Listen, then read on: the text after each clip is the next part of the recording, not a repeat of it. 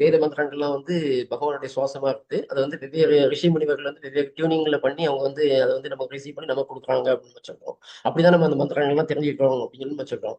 ஆனா வந்து இப்போ பிரம்மாஜி பார்க்கும்போது அவங்க கையில வந்து வேதங்கள் புத்தகங்கள்லாம் வச்சிருக்காங்க. அப்போ அவங்க வந்து டைரக்டா வந்து பகவான் அவங்களுக்கு கொடுத்துட்டாங்களா? எப்படி அது அவங்க அல்லது அவங்க மூலம் வருதா அல்லது ரிஷி முனிவர்கள் மூலம் நமக்கு வருதா? நம்ம எப்படி தெரிஞ்சுக்கிட்டோம்?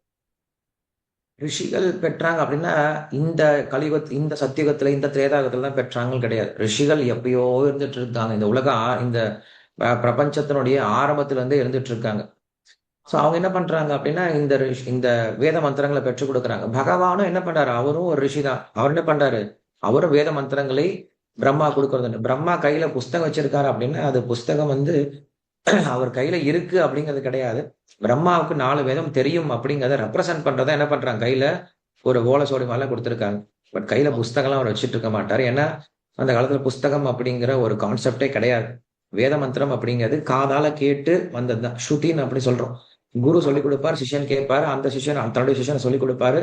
இப்படி வேத மந்திரம் அப்படிங்கிறது காது வழியா வந்ததே தவிர புஸ்தகமா கிடையாது. ஏன்னா சோ வந்து நான் எதுக்கு பகவான் முதல்ல சொல்லிக் கொடுத்தார், பகவான் சொல்லிக் கொடுத்திருக்காரு பிரம்மாவுக்கு. அது பகவானே கொடுத்துட்டார். அதன் பிறகு பிரம்மாவும் கொடுத்தது இருக்கு. நிறைய ரிஷிகள் என்ன பண்ணிருக்காங்க, அந்த வேத மந்திரத்தை பெற்று கொடுத்திருக்காங்க. நமக்கு கொடுக்குறாங்க இல்லைங்களா? நமக்கு கொடுக்கறது வந்து ரிஷி முனிகள் முனிகள் மூலம் தான் நமக்கு வரும். ரிஷிகள் நம்ம கொடுத்ததும் இருக்கு, பிரம்மா கொடுத்ததும் இருக்கு. எல்லாரும் சேர்ந்து தான் கான்ட்ரிபியூட் பண்ணிருக்காங்க.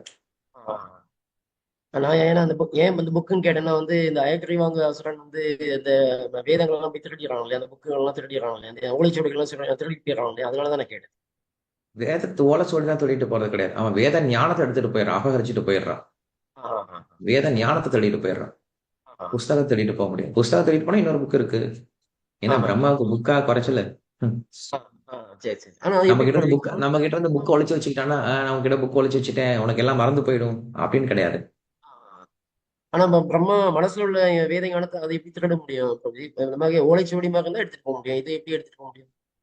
கண்டிப்பா முடியும். ஏன்னா அஞ்ஞானம் தான். ஆ, வேதத்தை மறந்து இருக்கிறது அப்படிங்கிறது அஞ்ஞானம் தான். அஞ்ஞானத்தை கொடுத்துட்டா அவ்வளவுதான். ஆ, ஆ, இக்னரன்ஸை கொடுத்துட்டா மறந்து போயிடுவாங்க. ஆ, அப்ப மறதி ஏற்படும். ஆ. பிரபுஜி, அது மாதிரி இன்னொரு டவுட். இப்போ வந்து இந்த சுத்தம் சொல்லி கேட்டாங்க இல்லையா? இப்போ வந்து மாதாஜி கேட்டாங்க இந்த ஸ்ரீ சுத்தம் எல்லாம் சொல்லலாமான்னு கேட்டாங்க. ஆனா வந்து அது குருவோட பெர்மிஷனோட தான் சொல்லணும் அப்படின்னு நீங்க சொன்னீங்க.